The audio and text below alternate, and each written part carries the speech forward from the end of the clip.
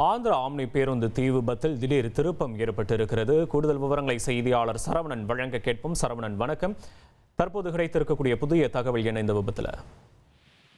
தெலுங்கானா மாநிலம் ஹைதராபாத்திலிருந்து பெங்களூருக்கு தனியார் பேருந்து ஒன்று, ஆம்னி பேருந்து ஒன்று நேற்று முன்தினம் அதிகாலை 3 மணி அளவில் கர்னூல் அருகே உள்ள சின்னத்தேக்கூர் என்ற இடத்தில் தீ விபத்து ஏற்பட்டது. இதில் இந்த பேருந்தில் டிரைவர், கிளீனர் உட்பட 42 பேர் பயணித்த நிலையில் பேருந்து முன்பாக வாகனம், அதாவது இருசக்கர வாகனம் சிக்கி அதன் பெட்ரோல் டேங்க் வெடித்து தீ பரவியதாக முதலில் தகவல் பரவியது. இதில் இந்த விபத்தில் 20 பேர் உயிரிழந்த நிலையில் 22 பேர் உயிர் தப்பினர். இந்த நிலையில் இந்த பைக்கின் மீது பேருந்து ஓட்டுநர் மோதியதன் காரணமாகத்தான் இந்த தீ விபத்து ஏற்பட்டதாக போலீசார் முதலில் கருதினர்.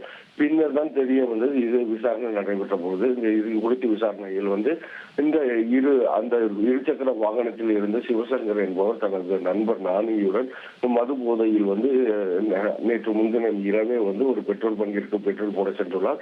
அங்கு பெட்ரோல் கிடைக்காததால் அங்கிருந்து திரும்பி சென்றுள்ளார். இந்த சிசிடிவி காட்சிகளும் நாமும் வெளியிட்டோம்.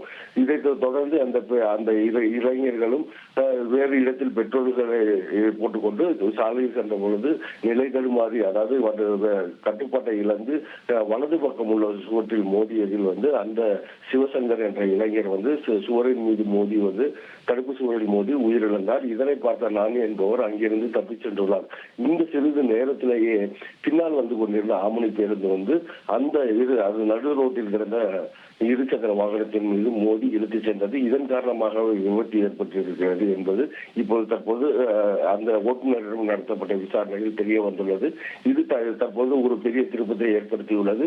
அந்த தப்பிச் சென்ற இளைஞர் கொடுத்த வாக்குமூலத்தின் மூலம் இந்த விசாரணை தெரிய வந்துள்ளதாக போலீசார் தெரிவித்துள்ளனர். விவரங்களுக்கு நன்றி சரவணன். உங்கள் தந்திவன் தொலைக்காட்சியில் அரசி தினமும் பிற்பகல் 2 மணிக்கு காண தவறாதீர்கள்.